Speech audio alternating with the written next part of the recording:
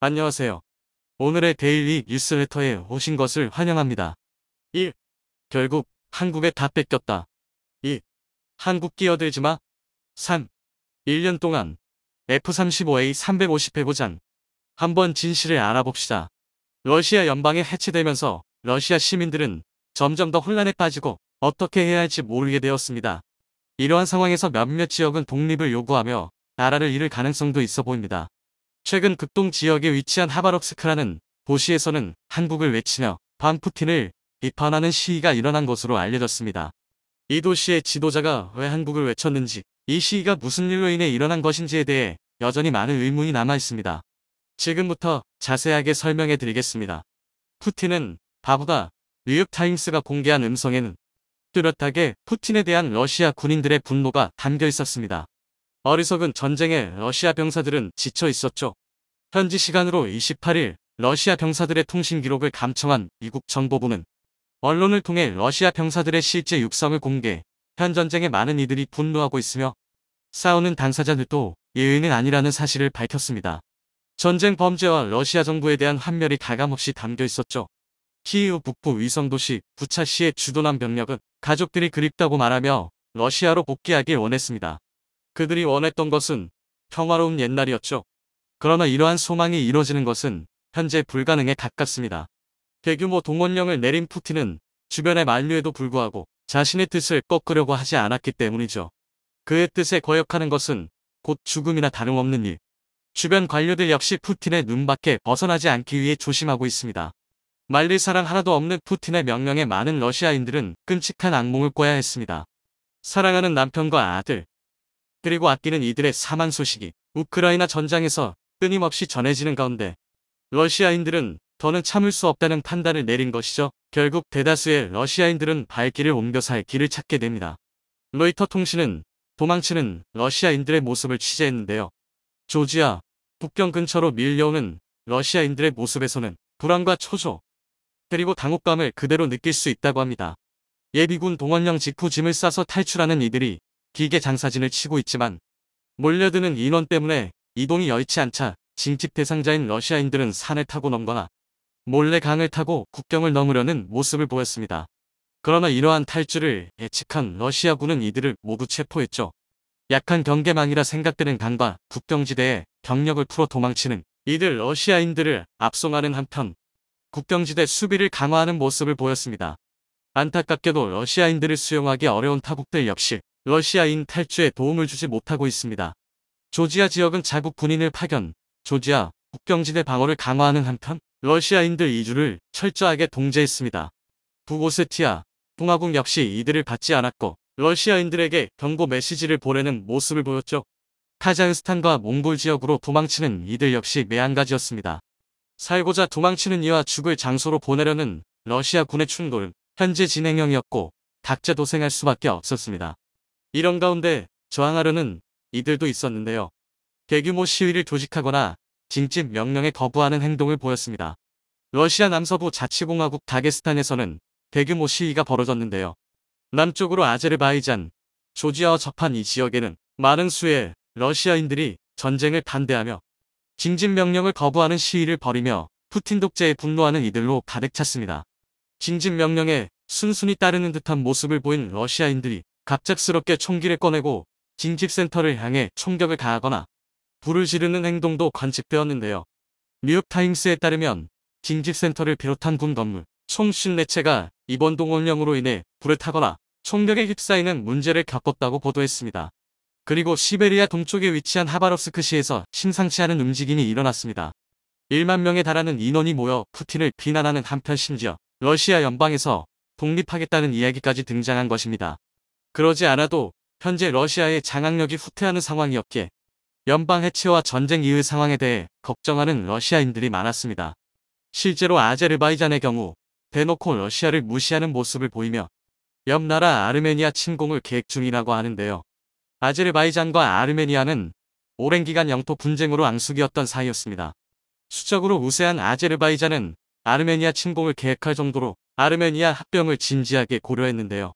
그러나 러시아가 중간에 나서며 아르메니아를 방어했고 러시아의 힘에 굴복한 아제르바이잔은 형식적으로 아르메니아와 좋은 관계를 유지하며 살얼음의 노임 평화를 유지하고 있었죠.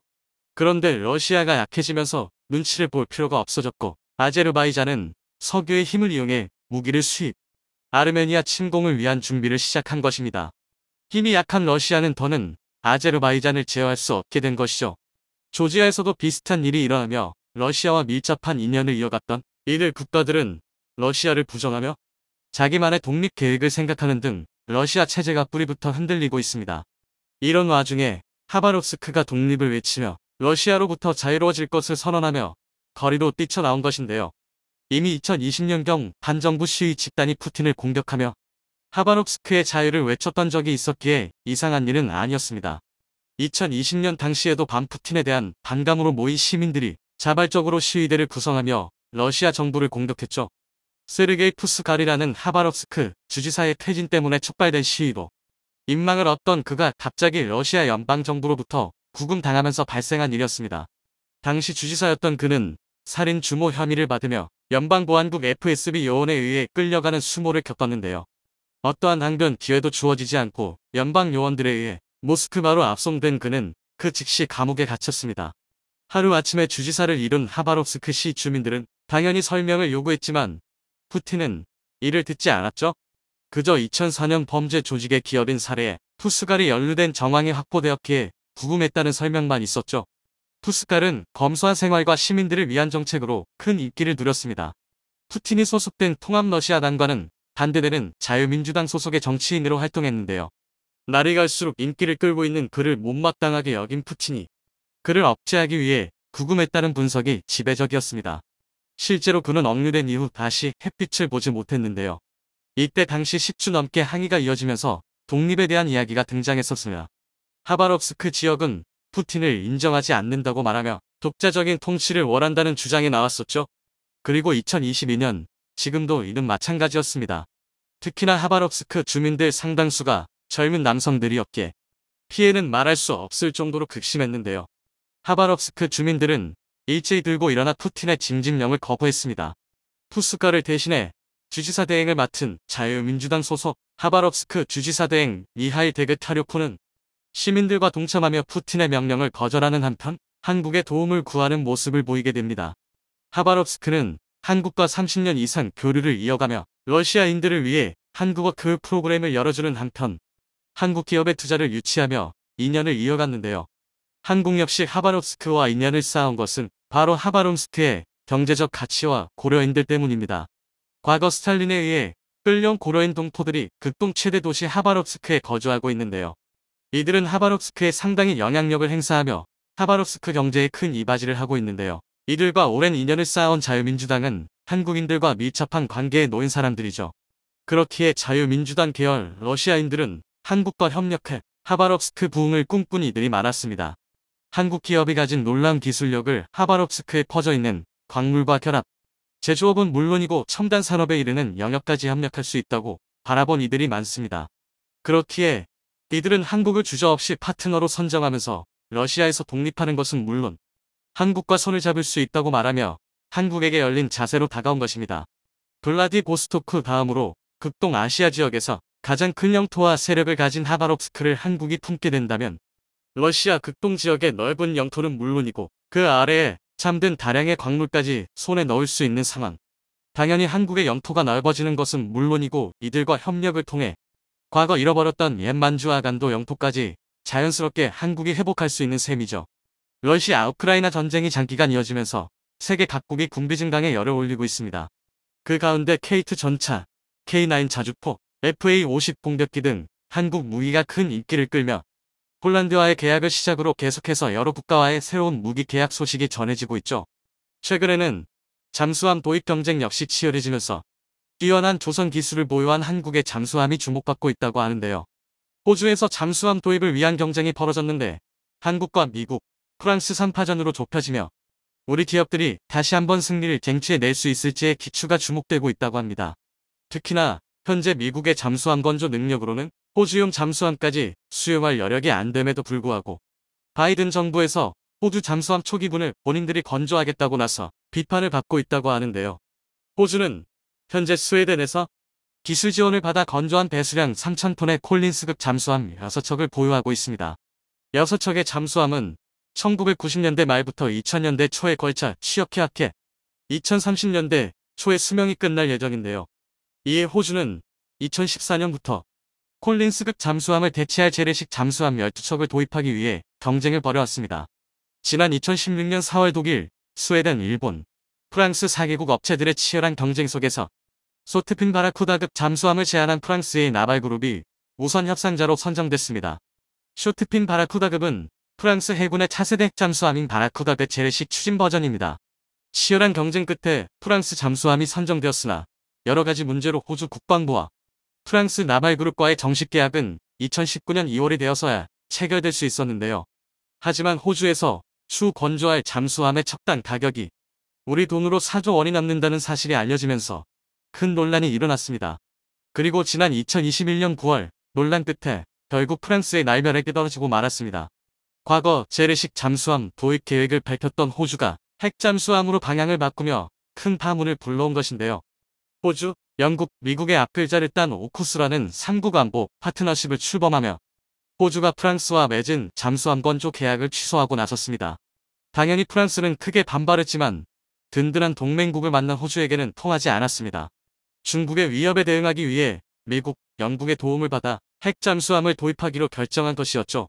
호주는 미국에서 핵잠수함 관련 기술을 이전받아 자국에서 최소 8척의 핵잠수함을 건조할 계획임을 밝혔습니다. 오쿠스 당사자들은 핵잠수함에 재래식 무기만 탑재할 계획이기 때문에 핵 비확산 조약을 위배하는 것은 아니라는 입장을 고수하며 계획을 밀고 나갔습니다. 한편 호주의 조선업은 콜린스급 사업의 오랜 지연, 수상 전투함의 건조, 지연 등 사업이 계획대로 진행된 적이 거의 없는데요. 프랑스의 지원으로 건조하려던 잠수함도 제때 건조될지 의문이 제기되던 상황이었습니다. 이에 호주는 콜린스급 6척의 수명 연장 사업을 진행하기로 결정하기도 했었죠. 특히 이번 핵잠수함 사업의 경우 미국의 지원을 받는다고 하더라도 훨씬 복잡한 핵잠수함의 구조 때문에 제대 건조할 가능성이 매우 낮습니다. 이러한 호주의 어려운 상황을 지켜보던 외국 업체들은 호주가 핵잠수함을 도입할 때까지 능력 격차를 해소할 수 있도록 3,000톤급의 잠수함을 제안하기 시작했습니다. 첫 주자는 우리나라였는데요. 지난 2022년 7월 우리나라는 호주에게 잠수함 인도까지 남은 7년 안에 리튬 배터리를 탑재한 3,000톤급의 도산 안창호급 잠수함 기반 첨단 재래식 잠수함 7척을 건조해주겠다 제안했습니다. 또한 기존 계약을 파기당했던 프랑스도 제안에 나섰습니다. 지난 9월 오쿠스에게 늘 찔렸다며 불쾌감을 나타냈던 프랑스 대통령이 호주 해군 능력의 격차를 해소하기 위해 프랑스에서 건조한 재래식 잠수함 4척을 제안했다는 사실이 알려진 것입니다. 이제 호주는 날아가는 콜린스급을 고쳐 쓰느냐, 새로운 재래식 잠수함을 일부 도입해서 핵잠수함이 배치될 때까지 쓰느냐를 결정해야 합니다. 한편 미국에서도 호주의 전력 공백을 메우기 위한 논의가 한창 진행되고 있다고 하는데요. 미국 외신을 통해 바이든 행정부가 중국 핵원력 증강에 대응하기 위해 호주가 도입할 잠수함의 초기분을 자신들이 건조하고 호주가 비용을 대는 것에 대해 논의하고 있다는 소식이 전해졌습니다. 미국 측의 제안을 호주가 받아들일 경우 최소한 초기 물량만큼은 호주가 목표하는 2030년대 초까지 공급받을 수 있다는 장점이 있습니다. 그러나 현실적인 문제는 현재 미국의 잠수함 건조 능력으로는 호주용 잠수함까지 수용할 여력이 안 된다는 것입니다. 미 해군은 여러 차례 미국 잠수함 건조 업체들의 능력이 떨어지고 그 때문에 비용 및 일정이 초과되고 있다고 비판해왔습니다. 현재 호주는 미국 측의 제안과 우리나라의 제안, 그리고 프랑스의 제안을 검토 중인 것으로 보입니다. 우리 기업들이 또 한 번 호주에서 승리할 수 있을 것인지 기추가 주목되는 가운데 한국조선업의 독보적인 기술력으로 한국의 승리를 점치는 목소리가 커지고 있습니다. 그와 함께 한국조선 사업 전반에 관한 관심 역시 커지고 있는데요. 여러 뛰어난 기술을 보유하고 있지만 특히나 LNG선 설비 기술은 단연코 우리나라가 최고라고 할 수 있습니다. 다른 나라의 설계 도면을 그대로 보여줘도 못 따라올 정도라고 하죠. 현대사 모준공업의 한 관계자는 LNG 운반선 핵심은 화물창입니다. 설계 원천 기술은 프랑스 GTK 게스트럼포트 테크니카스가 갖고 있지만 설비 기술은 단연 우리나라가 최고입니다. 같은 설계 도면을 보고 시공해도 한국을 따라올 수 없는 겁니다. 국내 3사만이 경쟁한다는 평가가 나온 것도 바로 이 시공 기술 덕분입니다. 라고 밝혔습니다. 단순 수주량 경쟁에서 벗어나 고부가 가치 선박 중심의 선별수주 영업을 가능하게 한 지역도 바로 LNG 운반선인데요. 그로 인해 불과 2년 전만 하더라도 일감절벽을 우려하던 조선업계가 다시 바쁘게 뛰고 있습니다. 지난달 국내 한 언론에서 현대중공업 울산조선소와 더불어 한국조선해양에 수주한 LNG 운반선을 건조하는 핵심 기지인 영암조선소 제체다. 앞서 주문된 선박들이 진수된 뒤 그 빈자리를 최근 집중적으로 수주한 LNG 운반선들이 속속 채우고 있었는데요. 매체는 영암조선소가 2026년 1강까지 이미 확보를 마무리한 상태라고 전했습니다. 기자는 현재 건조되고 있는 LNG 운반선에 올라 선박의 내부 모습에 대해서도 보도했는데요. 그리스의 알파가스사가 주문한 세 척의 LNG 운반선 가운데 첫 번째로 건조되는 선박에 올라 그 소식을 전했습니다. 해당 선박은 내년 4월 진수대 선주사에 인도될 예정으로 주요 화물창 건조 작업이 마무리된 상태로 초저온 액체 저장을 위한 피막을 설치하는 멤브레인 작업이 이뤄지고 있다고 합니다. 기자는 선박에 오르는 과정을 세세하게 전했는데요. 도크와 선박을 연결하는 철제 사다리를 통해 화물창 내부로 들어서고요. 선박 내부와 통하는 통로 입구에서 에어컨을 통해 옷과 신발에 묻는 흙먼지들을 모두 털어낸 뒤 들어갔다고 합니다. 영하 192도 이하의 액체 상태인 LNG가 실려야 하는 화물창인 만큼 건조 단계에서부터 내부 오염을 막기 위해 부단히도 애를 썼다고 하는데요. 내부에 들어서자 흡사 대형 빌딩의 건설 현장에 들어선 느낌이었다고 합니다. 바닥만 1200도, 약 360평에 달하며 높이는 아파트 10층 수준인 약 30m라고 하니 그 표현이 이해됩니다. 이곳 화물창에만 5만여 톤의 LNG를 실을 수 있다고 하는데요. 이 선박은 이러한 규모의 화물창 선기를 탑재할 것이며 폭이 좁은 선수엔 소형 화물창을 배치할 예정이라고 합니다. 이렇게 총 4개의 화물창을 탑재하는 선박의 LNG 운반량은 무려 17만 4천 톤에 달합니다. 현장을 안내한 현대사모중공업 책임자는 극저온 상태에서 액화 보관된 LNG가 끊임없이 기체 상태로 되돌아가려는 성질을 지니고 있어 이를 제어하는 기술이 핵심이라고 소개했습니다. 영하 196도 이하를 버릴 수 있는 초고성능 후판으로 만든 스테인리스 주름판으로 가장 바깥을 감싸고 방열 우레탄 폼으로 한 번 더 감쌉니다. 바로 이 감싸는 작업의 경쟁국은 쫓아올 수 없는 한국만의 강점이 숨어 있다고 하는데요. 안정적인 LNG 수송을 위해 필수적인 화물창을 GTT의 설계대로 제작한다고요. 시공 능력에서 경쟁국과 차이를 보이게 된다고 합니다. 또한 해당 책임자는 현대사모중공업의 핵심은 용접 기술에 있다고 설명했습니다. 현대사모중공업은 얇지도 두껍지도 않게 화물창 전체 이음맥과 동일한 강도를 지닐 수 있게 자동화 설비를 구축한다고 하는데요. 과거에는 용접 작업 전체를 사람의 손으로 해야 했습니다. 그 때문에 고숙련된 작업자가 투입되더라도 상당한 시간이 소요될 수밖에 없었는데요. 현재는 자동화되어 자동화 용접 설비가 화물창 벽면을 따라 이동해가며 용접을 반복했습니다. 이렇게 고성능 용접을 전문으로 하는 로봇이 작업을 맡은 뒤로는 선박 건조 기간도 짧아지게 됐다고 합니다. 또한 책임자는 보냄이 잘 돼야 자연적으로 기화하는 LNG 양을 줄일 수 있고 안정적으로 수송도 할 수 있다며 보냉 작업은 화물의 안정적인 수송뿐 아니라 선박 본체가 극저온에 노출돼 파괴되는 것을 방지하는 데도 결정적인 역할을 한다고 강조했습니다. 현재 현대중공업 그룹을 비롯한 국내 조선업계는 한 척당 100억 원 상당의 로열티를 줄이기 위해 국책 사업으로 한국형 LNG 화물창 개발에 도전장을 낸 상태입니다. 한국형 화물창 기술 개발을 완료하면 조선사의 수익성 개선과 건조 비용 감소에 따른 수주 경쟁력 제고를 기대할 수 있게 많은 이에 관심이 쏠리고 있는데요. 멈추지 않는 기술 개발을 통해 최근 현재 한국 공군의 최대 전력인 F-35가 실탄이 없어서 기총도 쏘지 못하는 상황이라는 충격적인 소식이 들려왔습니다. 게다가 이 소식은 F-35가 북한의 전투기 무력 도발에 대응하기 위해 출격했던 직후에 흘러나와서 많은 사람들이 기총도 못 쏘는 전투기로 북한을 상대하려고 했던 것이냐며 불안에 떨었는데요. 그런데 사실 이런 상황에 처한 이유가 다름 아닌 F-35의 자체적인 결함 때문이라는 것이 밝혀져 미국만 믿고 비싼 값에 F-35를 구입했던 세계 각국들까지도 아연실색한 상황이라고 합니다. 이런데도 미국은 개발사가 결함을 해결할 때까지 기다리라며 팔짱만 끼고 있는 상황입니다. 얼마 전 북한은 한 번에 무려 150대의 전투기를 출격시키며 특별감시선 근처에서 무력 도발을 걸어왔습니다. 북한은 지난 6일에는 전투기 8대와 폭격기 4대를 동원해 편대 비행과 공대지 사격 훈련을 벌였고 이윽고 지난 8일에는 전투기로만 150여 대를 동원해 대규모 항공 공격 종합 훈련을 벌였다고 발표했습니다. 하지만 한국군이 파악한 정보에 따르면 이는 완전히 북한의 허세로 그 실상은 처참하다는 것이 밝혀진 바가 있죠. 실제로 동원된 전투기는 100대 안팎에 불과했고 나머지는 이륙에 실패하거나 근처 비행장에 비상 착륙한 경우가 많았던 데다가 심지어 한 대는 아예 추락했다고 합니다. 제대로 날았던 100여 대의 전투기도 시대에 한참 뒤떨어진 노후화된 기종이라는 것은 전 세계에 모르는 사람이 없습니다. 가히 박물관이 살아있다 수준으로 일각에서는 북한이 그런 골동품을 하늘에 띄울 능력이 있다는 점이 오히려 두렵다고까지 할 정도인데요. 한국군 입장에서는 이런 고물 비행기들이라도 국민의 안전을 위협하게 내버려둘 수는 없기에 북한의 도발과 동시에 즉각적인 대응에 나섰습니다. 한국군이 출격시킨 긴급 대응 편대에는 공군 최대 전력으로 꼽히는 F-35A도 포함되어 있었는데 북한의 무력 시위에 F-35A가 공개적으로 대응 출격한 것은 9개월 만의 일이었습니다. 이륙하는 것이 신기한 수준인 북한 전투기한테는 스텔스 기능 때문에 무장일, 온조차 되지 않는 F-35는 공포 그 자체의 존재입니다. 북한은 F-35가 어찌나 두려웠는지 한국군의 도입 자체를 막으려고 간첩까지 보내서 도입 반대 운동을 지시했던 적이 있을 정도죠.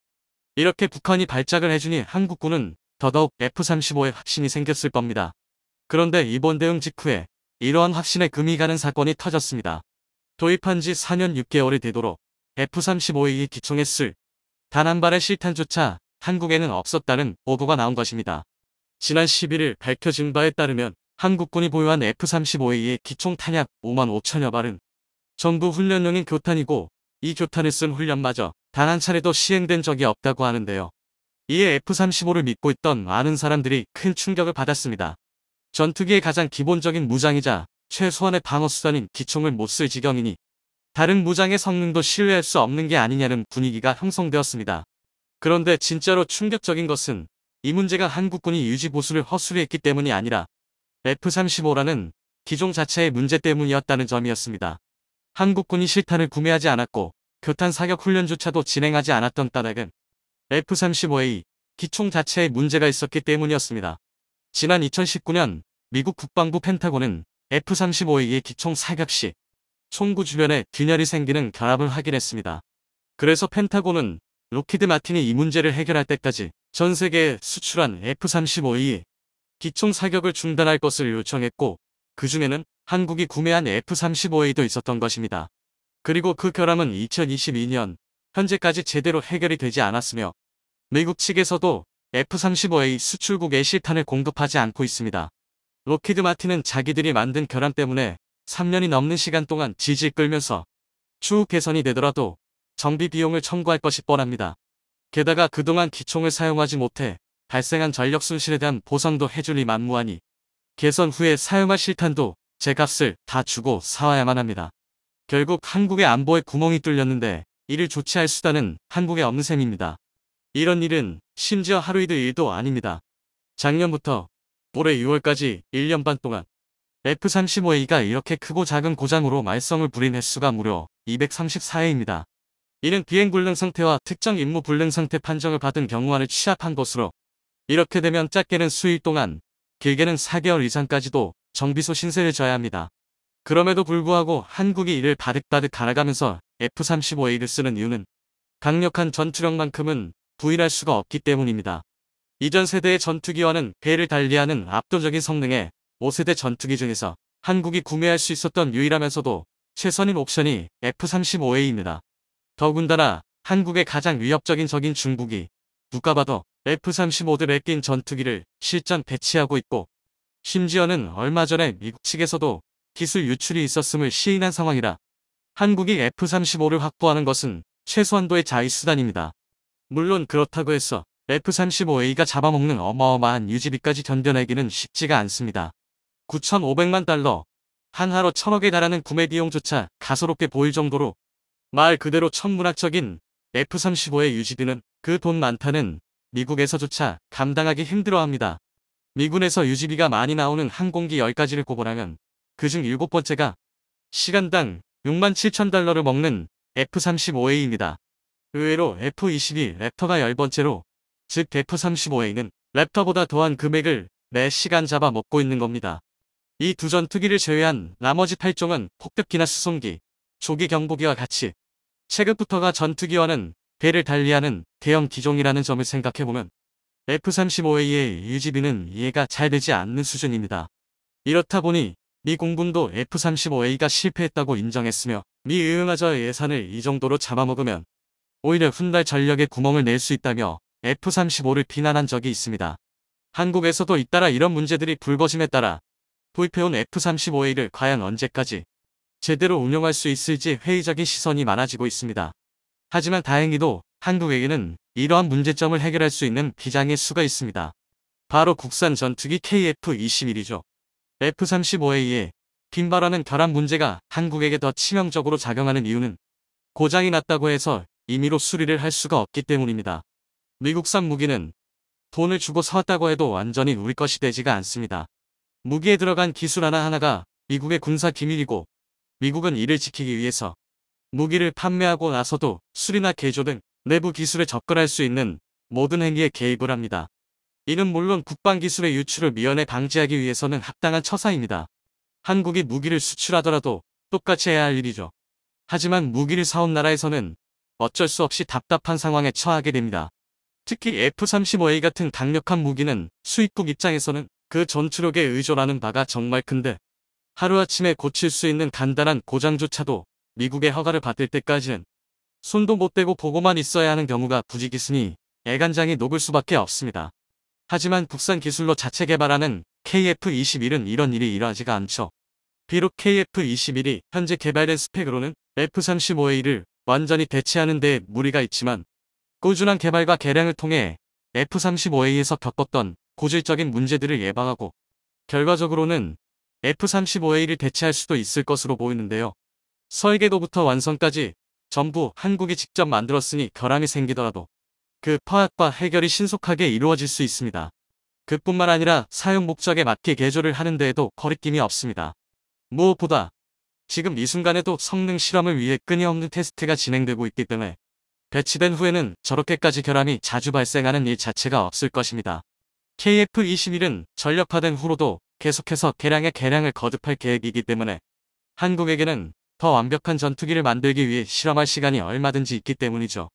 마찬가지로 유지비 문제 역시 해결될 것입니다.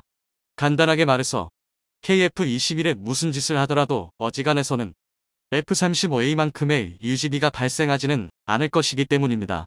그리고 역시 계속되는 개량을 통해 점점 더 최적화된 설계를 지향해 나갈 것이고 수출 전망도 매우 밝아서 팔리면 팔릴수록 규모의 경제가 형성될 것이기 때문에 추후 유지비가 줄어드는 것까지 기대할 수 있습니다. 개발사인 카이에 따르면 KF-21은 향후 5.5에서 6세대 전투기로까지 개량될 예정이고 그 상세한 로드맵까지 카이 내부에는 존재한다고 하는데요. 실제로 KF-21의 시험 비행이 성공함과 동시에 KF-21을 기반으로 한 후속 기체 KF-XX가 개발 타당성 평가에 돌입했고 F4와 F5를 모두 대체한 후 KF-16이 퇴역할 즈음에는 그 모습을 드러낼 것으로 보입니다.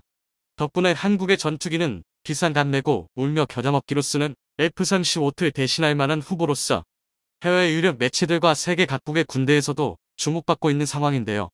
모쪼록 한국이 하루빨리 국산 전투기 기술을 발전시켜서 타국의 무기에 기대지 않고 영상이 도움이 되셨다면 구독과 좋아요 부탁드리며 오늘도 감사합니다. 최고로 멋진 하루 보내시길 바랄게요.